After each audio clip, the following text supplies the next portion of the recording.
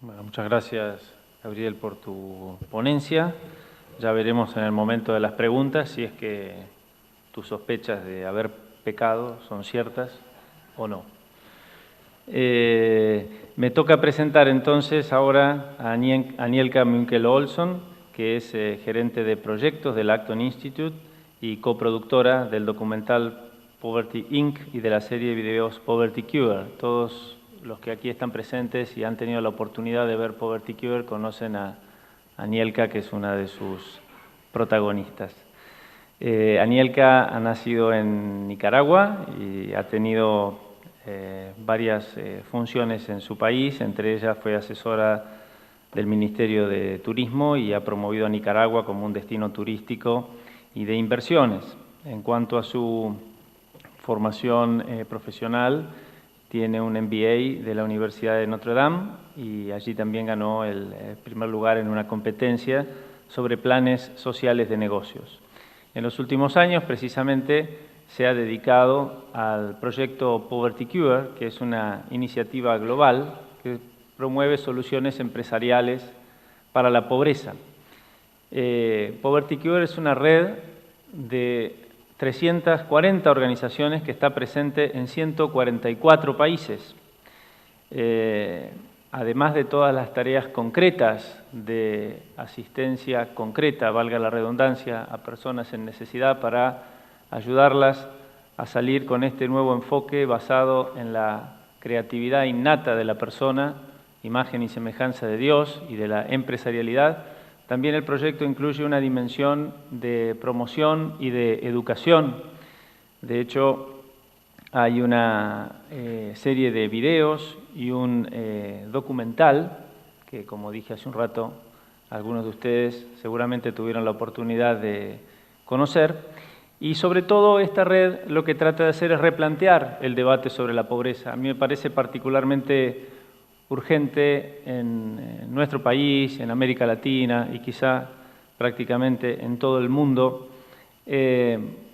difundir esta visión de la pobreza no muy habitual en nuestro medio, donde suele creerse que el pobre es fundamentalmente una persona que carece de todo, que no le queda más remedio que depender de la asistencia privada o estatal.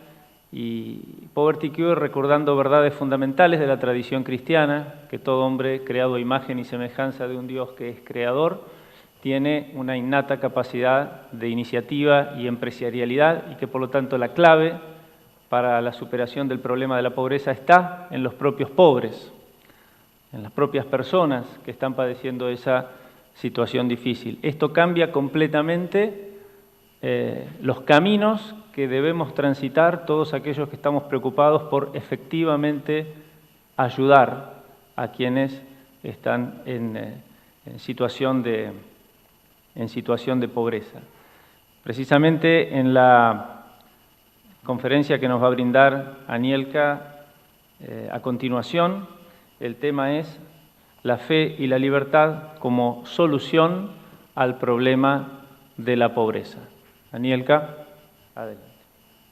Muchas gracias.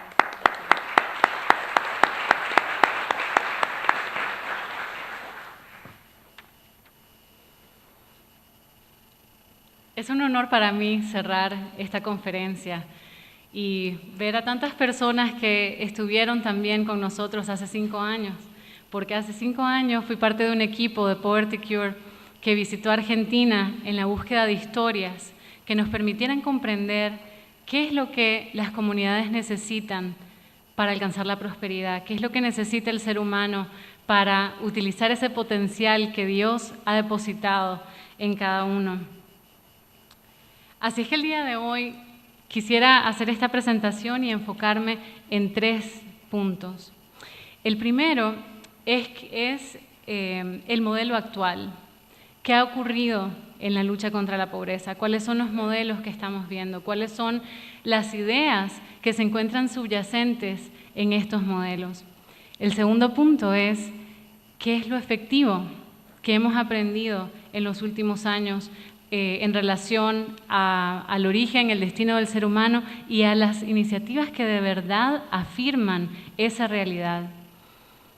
Por último, quiero enfocarme en lo que nos muestra nuestra tradición, porque así como decían anteriormente los presentadores en la conferencia, debemos estar muy conscientes de lo que nos da, de la riqueza que se encuentra en nuestra tradición, porque solamente así vamos a poder defendernos y saber qué es lo que estamos perdiendo ahora ante tantos ataques a la libertad y a la persona humana.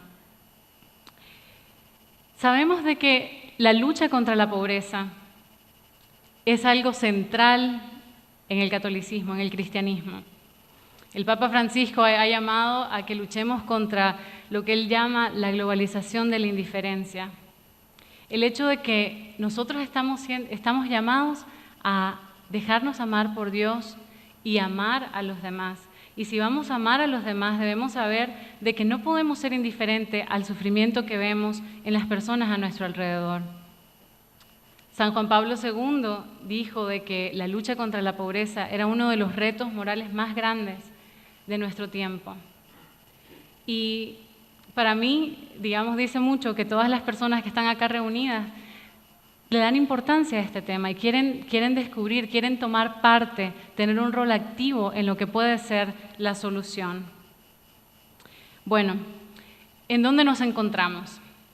Es claro de que ha habido un avance significativo en la lucha contra la pobreza.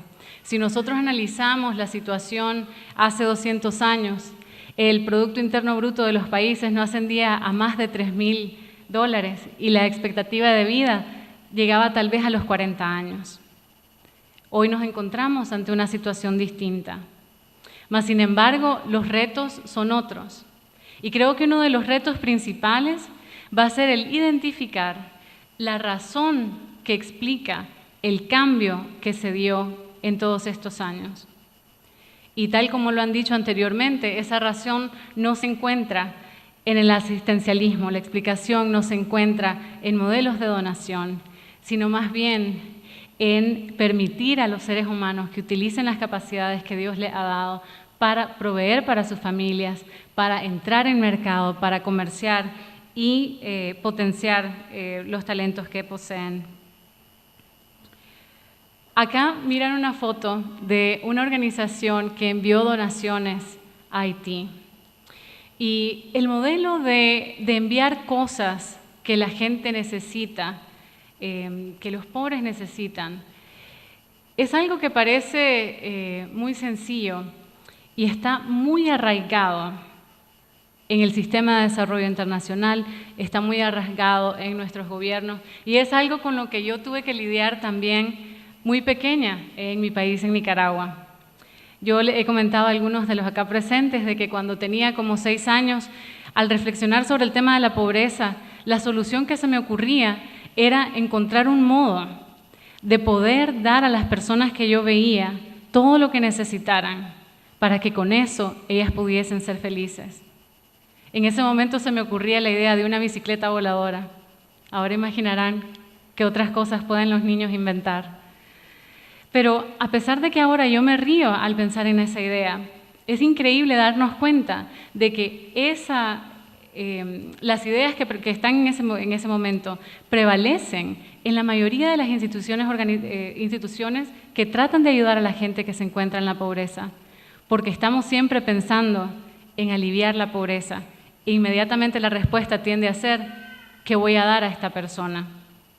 Entonces, en nuestro caminar con Poverty Cure y en las experiencias personales y profesionales que he tenido, hemos descubierto de que los modelos de asistencialismo tienden a fomentar dependencia y tienden a afectar la cultura de países enteros, como en el caso de Haití, donde las personas ya no creen que la solución depende de ellos, sino que están esperando que alguien venga de fuera.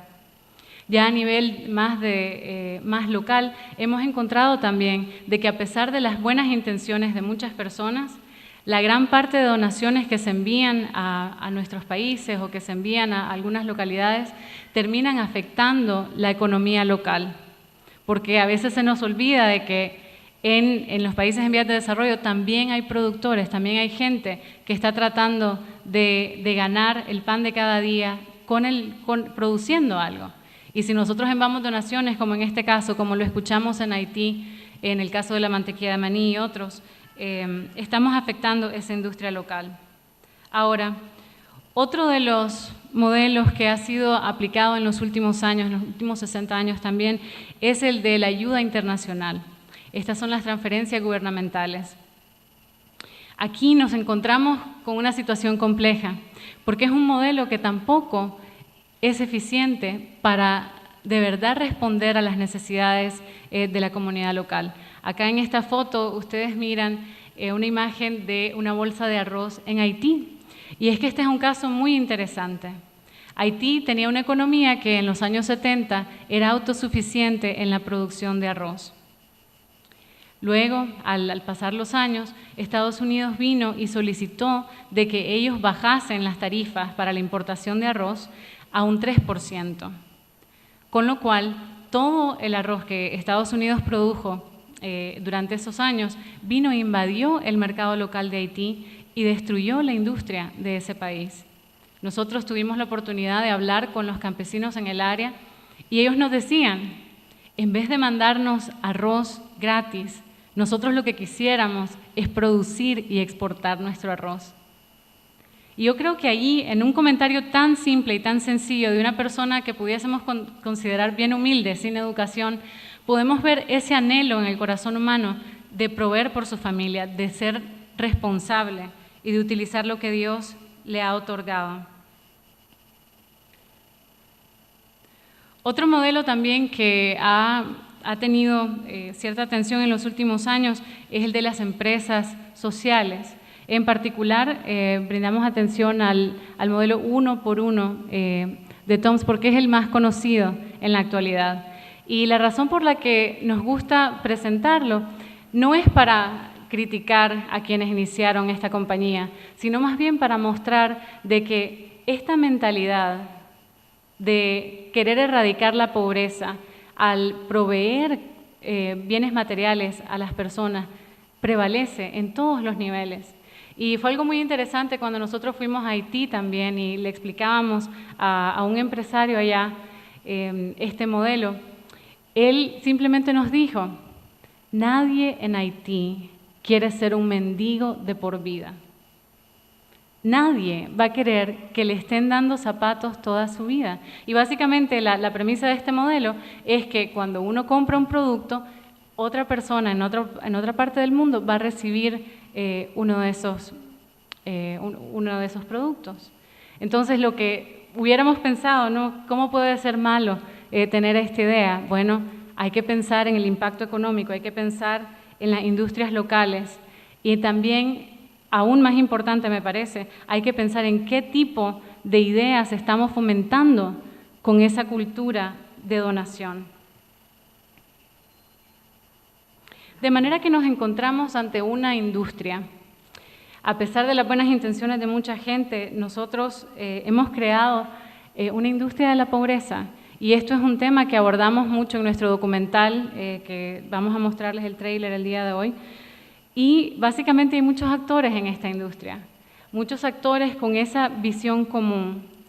Y en medio de la complejidad, yo creo de que una de las ideas que prevalece con mucha relevancia es una concepción errónea del ser humano. Y tal como explicaba Sam, eso es algo vital. Porque cuando nosotros no entendemos que cada persona que fue creada por Dios tiene capacidad, tiene la responsabilidad de usar talentos, es un co-creador en potencia, puede ser un innovador, no es un mero consumidor, y esto el padre Sirico lo ha explicado muchas veces. Nuestra manera de enfrentar el reto de la pobreza, nuestra manera de ver el mundo va a cambiar de una forma radical. Y lo que mostramos acá en esta imagen es la portada del Economista que hace algunos años brindó a la luz el tema del generocidio. Lo que está ocurriendo en países como la China, donde el gobierno ha coartado la libertad de las familias al imponerles que solo pueden tener un niño por familia. Y por ende, lo que termina pasando es que cuando los padres tienen que escoger qué niño van a tener, ¿a quién creen que escogen? a los niños. Y con esto, básicamente se ha desatado una guerra contra las mujeres. El New York Times también tuvo un artículo donde hablaba del déficit de hijas. Y hay un documental que se llama Es una niña. Y en ese documental decían de que esas 3 palabras son como una sentencia de muerte en estos países. Porque cuando nace el bebé y dicen es una niña, saben que esa vida tiene que terminar. De manera que nosotros tenemos que estar claros de qué tipo de problemas al que nos estamos enfrentando. ¿Cómo puede ser que la concepción errónea del ser humano tenga una repercusión tan grave?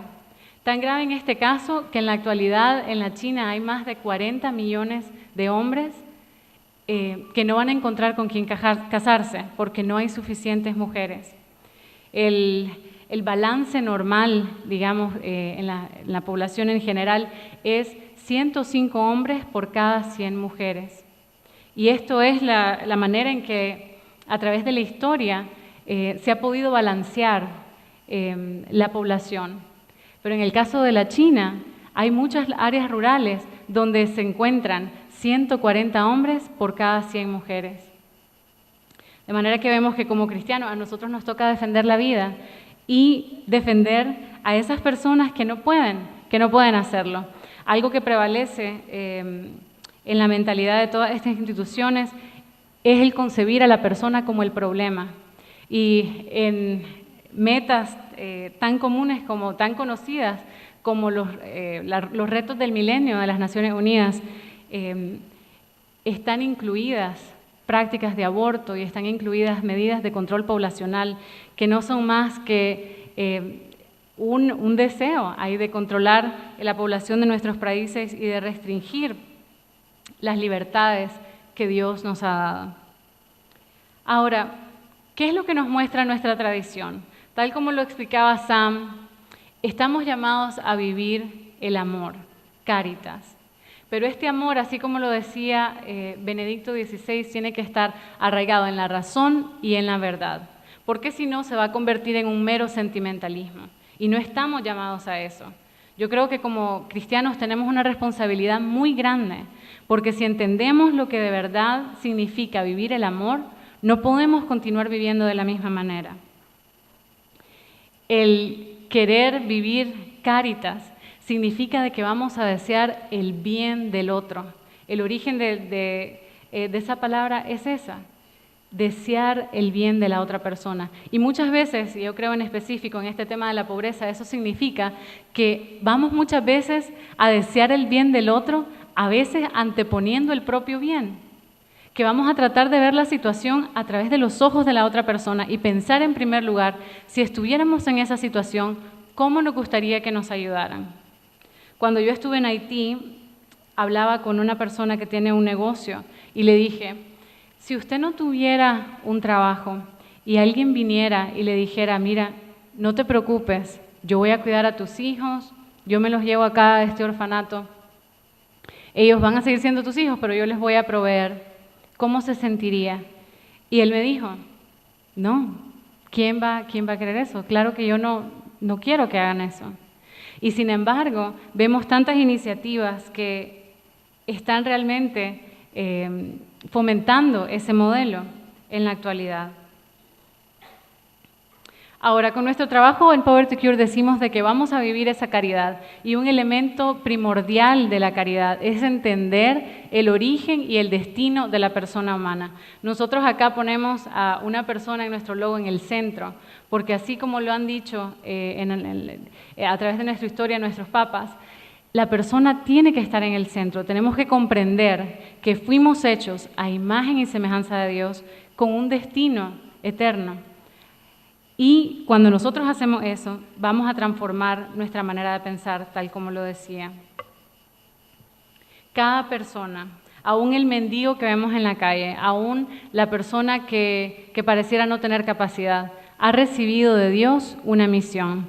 Entonces, cuando enfocamos la situación de esta forma, vamos a pensar que esta persona que es de la República Dominicana tiene esa responsabilidad. ¿Y cuál es la manera de ayudarle entonces? ¿Cuál es la manera en que él pueda vivir su llamado? El trabajo. Yo les comentaba también de que ha habido una encuesta que se ha hecho a nivel mundial para entender qué es lo que la gente quiere. Y por años han hecho esta encuesta y la respuesta ha sido trabajo. Arthur Brooks también ha investigado mucho el tema de el éxito ganado y la correlación que eso tiene con la felicidad. De manera que si queremos tener países donde hay mayor felicidad, donde hay mayor satisfacción, debemos de permitir a la gente tener la oportunidad de utilizar sus talentos en el trabajo. Ahora, cuando hablamos de la iniciativa empresarial, que es la que puede crear empleos, a veces tenemos problemas para comprender qué significa este modelo, en especial en Latinoamérica, porque tal como lo han mencionado acá, hemos tenido una tradición en la que no ha habido un mercado libre, no ha habido un mercado competitivo, sino que más bien ha habido una oligarquía, un capitalismo oligárquico.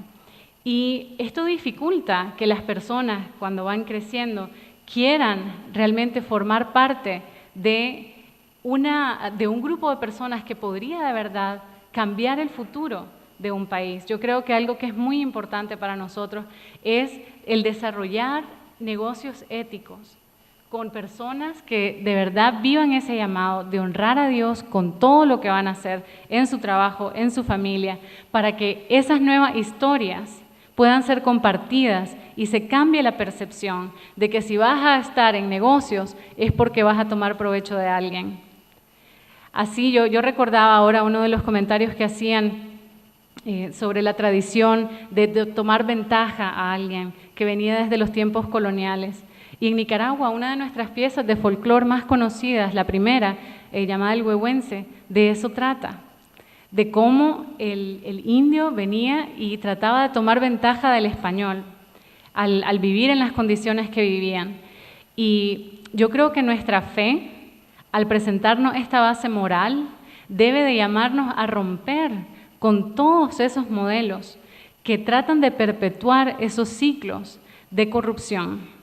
Acá en particular el caso de la corrupción ha sido estudiado por Rafael Di Tella, que es un argentino también en Harvard ahora, y él decía de que una de las razones por las que el capitalismo no funcionaba en Latinoamérica era por la corrupción, porque cuando la gente, los ciudadanos perciben corrupción, ellos van a querer castigar a los empresarios que se han beneficiado a sus ojos de esa alianza con el gobierno. Entonces, por eso es que se dan esos ciclos, explica él, de que, bueno, viene el populismo porque la gente se siente insatisfecha al saber de los grandes abusos que se dan en nuestros gobiernos. Ahora, más concretamente, si hablamos de la iniciativa empresarial, ¿de qué áreas prestar atención de acuerdo a lo que hemos aprendido con Poverty Cure y los viajes que realizamos a 20 países alrededor del mundo? Surge el tema de la microfinanza y la necesidad de desarrollar pequeñas y medianas empresas. Sabemos de que uno de los modelos más fáciles de comprender es el de las microfinanzas y por ahí es que empieza mucha gente. Pero, así como lo muestra ahora un estudio del Centro de Desarrollo Internacional de Harvard, nosotros debemos de dirigir nuestra atención a las pequeñas y medianas empresas, porque son las que proveen, las que emplean más del 65% de la población en países como Estados Unidos y Europa y también representan el 95% del número total de empresas en esos países. Acá tenemos un ejemplo de un empresario que visitamos en Haití. La compañía produce paneles solares y ellos emplean a hombres que vienen de uno de los barrios que las Naciones Unidas declaró el lugar más peligroso de la Tierra en el 2006. Y cuando nosotros fuimos y hablamos con las personas y visitamos sus casas y hablamos con sus familias, nos dimos cuenta que son como cualquier otro ser humano, deseando esa oportunidad de vivir su libertad con responsabilidad. Ahora, algo interesante acá que tiene que ver con el modelo de la donación es que ellos compiten con todas las donaciones que son enviadas a Haití y casi quedaron en la bancarrota después del terremoto debido a eso.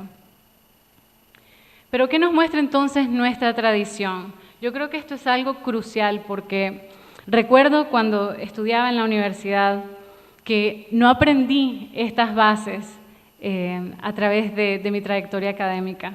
Fue hasta que vine a Acton, hasta que me enfoqué en los temas de Poverty Cure, que pude ver de que en nuestra tradición se encuentra la solución.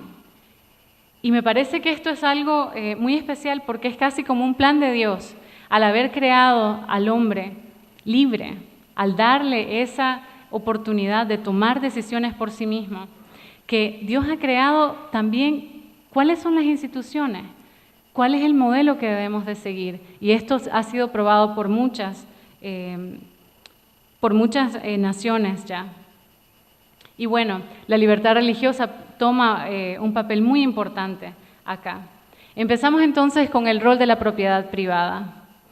Sabemos de que la propiedad privada se encuentra en el Antiguo Testamento, en algo tan simple como el hecho de que nosotros no podemos ser generosos con lo que no nos pertenece.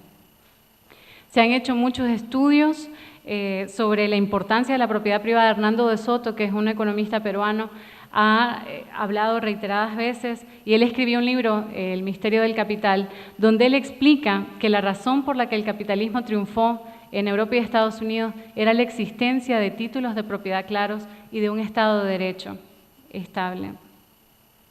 Él dice de que los bienes que habitan los pobres alrededor del mundo y en países que antes eran comunistas llegan a 9.3 trillones de dólares, con lo cual él está indicando que los pobres ya tienen muchos de los recursos que necesitarían para salir de la pobreza. Acá yo les he comentado también del estudio que realizó Rafael Littel y Ernesto Chargrowski sobre el impacto de la propiedad privada en la manera en que nos vemos a nosotros mismos y cómo vemos a los demás. Y para mí fue un honor, la verdad, hablar con ellos hace 5 años, porque ellos nos comentaron cómo fue que a través de este experimento natural ellos pudieron concluir el impacto tan importante que tiene la propiedad privada en la mentalidad de alguien. Básicamente aquí en 1981 vinieron grupos a invadir una parcela de tierra. Ellos la invadieron y el gobierno hizo gestiones para que 30% de esas personas recibieran título a su propiedad. El resto no lo pudo obtener. 30 años pasaron y esos 2 profesores vinieron y evaluaron a los 2 grupos y concluyeron de que aquellas personas que habían recibido título de propiedad tenían muchos valores en común con la clase media en Buenos Aires. Esto significa de que ellos confiaban en los demás, creían de que su futuro dependía de ellos mismos, tenían mayor educación, menos problemas de salud y hasta las casas también estaban mucho mejor cuidadas. El tema de la propiedad privada también ha aparecido a través de las encíclicas y en Rerum Novarum se nos presenta como aquel espacio vital para que las familias puedan proveer digamos, a los niños y puedan también transmitir los valores. Es necesario ese espacio. Ahora hemos hablado bastante sobre el Estado de Derecho. Tal como dijo Sam, hay una mayor correlación entre el Estado de Derecho y el desarrollo que entre la democracia y el desarrollo. Y este es un reto para nosotros en Latinoamérica, es un reto para tantos países alrededor del mundo. Sabemos de que las instituciones van a reflejar a las personas que están en ellas. Así es que la manera en que yo creo vamos a poder resolver este tema es a través de la formación y el cambio de las personas en nuestras instituciones. Al hablar de libre asociación, nos remontamos al origen de las universidades, de los hospitales, el derecho que cada persona tiene de asociarse para el bien común. Sabemos de que ahora estas libertades están siendo coartadas. El libre intercambio, tal como les explicaba en el caso de Haití, actualmente no tenemos ese intercambio. Actualmente se da mucha injusticia por las prácticas de subsidio y las prácticas de subsidio que prevalecen en Estados Unidos y en Europa. Tenemos también el rol de las familias, las comunidades, la sociedad civil y las iglesias. En la anteriormente hemos escuchado de que no puede haber moralidad sin religión.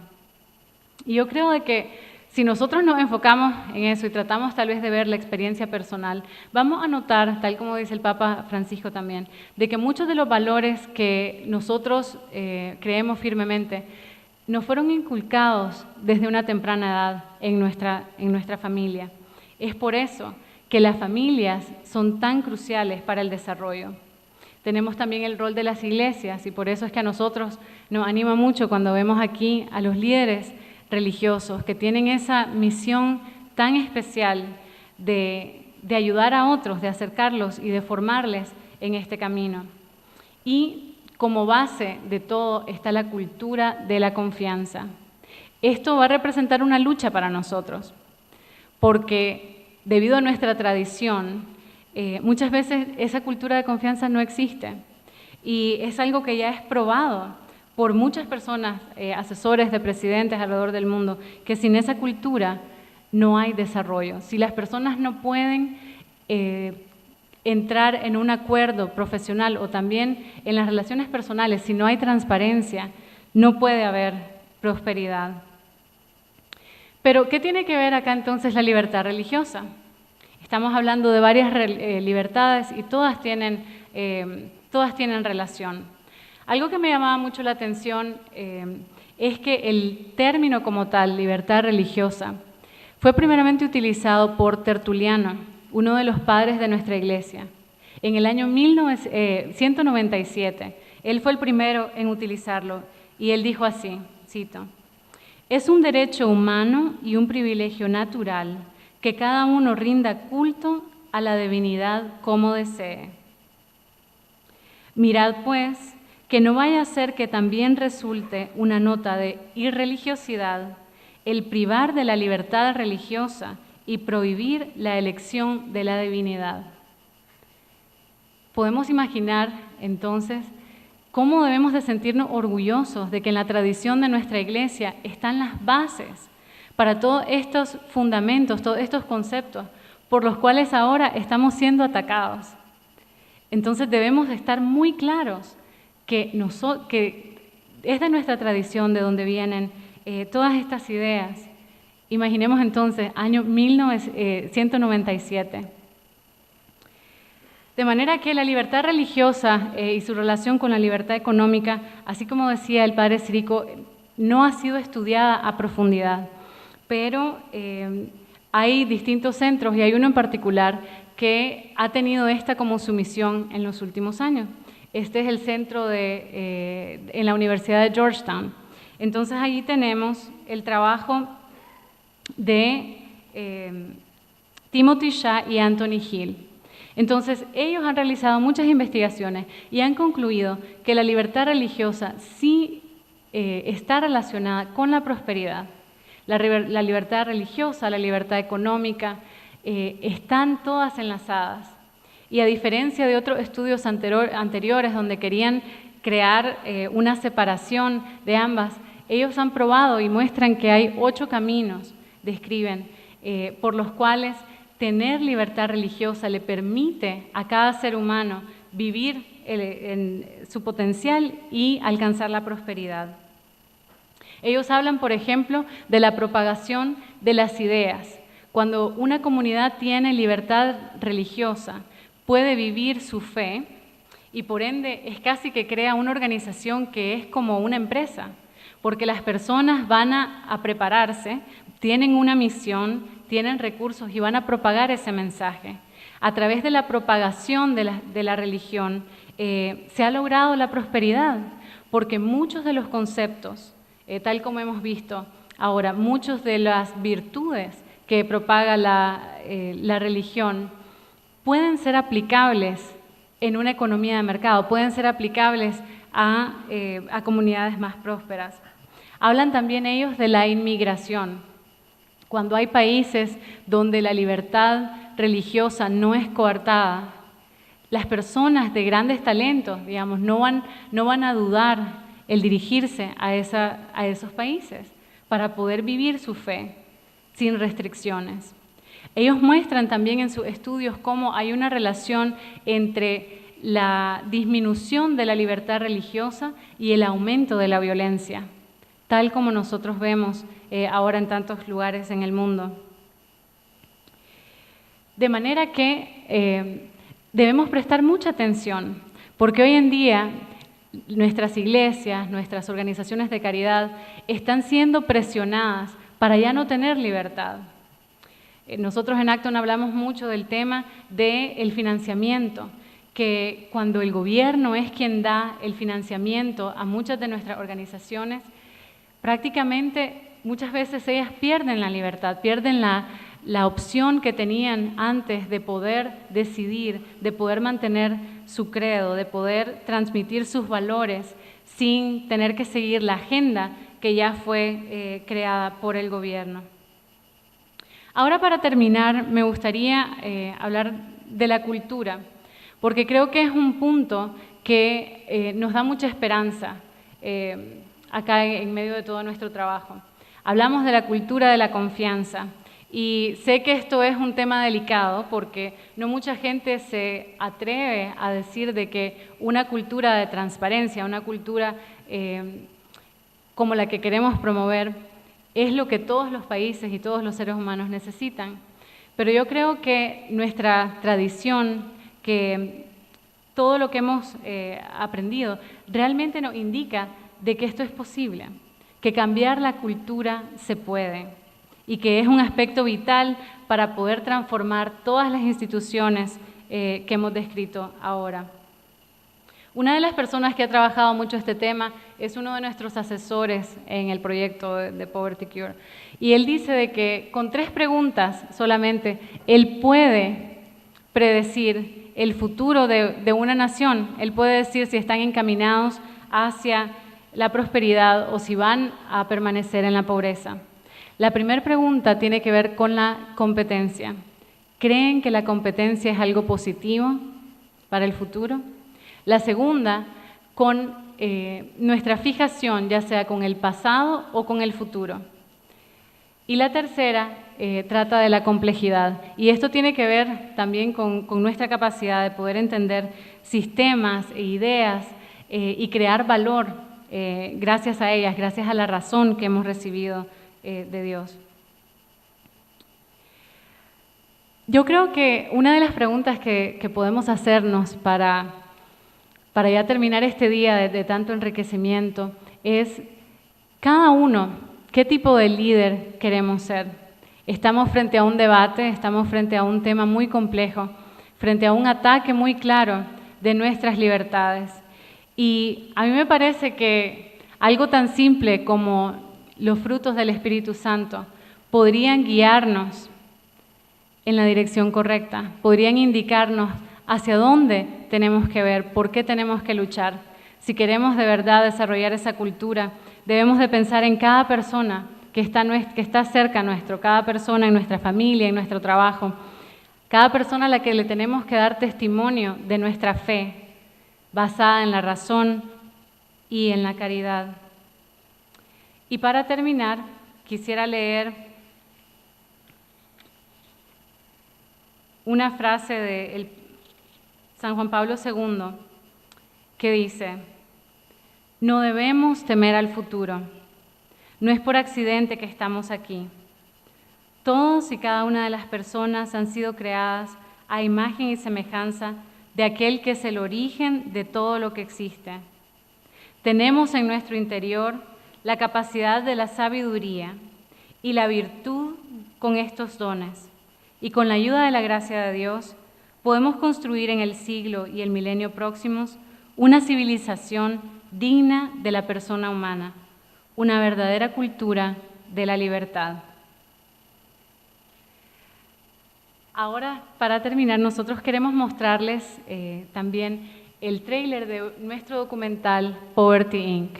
Como yo les mencionaba, recién hemos terminado la producción del documental y actualmente ha ganado ya más de 26 honores en festivales de cine en Estados Unidos, en Europa.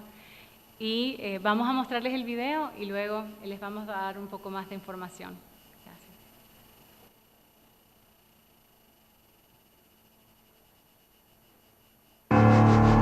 Machiavelli said, the reason there will be no change is because the people who stand to lose from change have all the power. And the people who stand to gain from change have none of the power. That's describing the global aid system today. I'm glad people want to help. It comes from a good heart. People give us food, they dig us wells, they bring us shoes, they encourage others to give. We're going to make poverty history. The problem is, it does not work. The foreign aid amounted to a huge subsidy, hundreds of millions of dollars. Tom Shoes found the right model that captured this love of people who want to be generous and helpful. Our donations have an unpredictable impact on the local economy. Why would you go buy something? It's for free. Emergency disaster relief has become the permanent model. After 40 years, if you're still here, there's a problem. What happened to our cotton farms? That's all gone because of the negative impact of the imports at a second-hand level. We rich countries that produce a lot of food should sell it to poor countries. It has not worked. It actually created more poverty. We don't need one more celebrity doing one more campaign. What we need is to no longer be excluded. No one wants to be a beggar for life. I know about countries that developed on trade and innovation and business. I don't know of any country that got so much aid they suddenly became a first world country. If you really want to help, the poverty industry as we know it has to go. The sooner we tell a beautiful story about the African entrepreneur doing amazing work, then we will begin to shift mindsets. They're not desolate. They have hope. They have a way to get out of it. There's a way to fix it.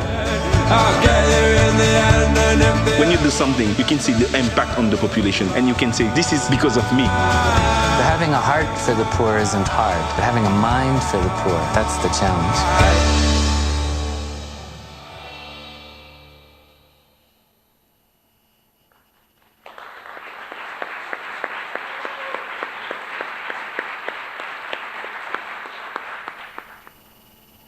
Bueno, tal como les decía, lo que el documental muestra es que hemos creado una industria de la pobreza y la pregunta que hacemos es ¿quién se beneficia más en esta industria? ¿Y qué podemos hacer al respecto? El documental ahora va a ser presentado la próxima semana en Guatemala, en la Universidad Francisco Marroquín, y estamos trabajando también en hacer el lanzamiento acá y en otros países en Latinoamérica.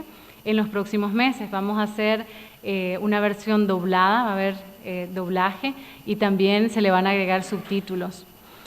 Para ello queremos invitarles a todos ustedes a que sean parte de este esfuerzo, porque sabemos de que esto va a requerir mucho apoyo. Así es que si alguien está interesado, ya sea en traer a Poverty Inc. a su comunidad, en hacer una presentación del documental en los próximos meses, porque no va a salir en DVD sino hasta final del año, porque mientras tanto tenemos que hacer presentaciones y llevar el documental a otras audiencias antes del lanzamiento oficial. Si alguien estuviera interesado en esto, les pedimos que nos escriban a info@povertyinc.org. Y con eso vamos a estar en contacto y acá Cecilia también les va a mantener informados de todos los avances que tengamos, en específico en relación a la versión doblada al español y con subtítulos en español. Muchas gracias.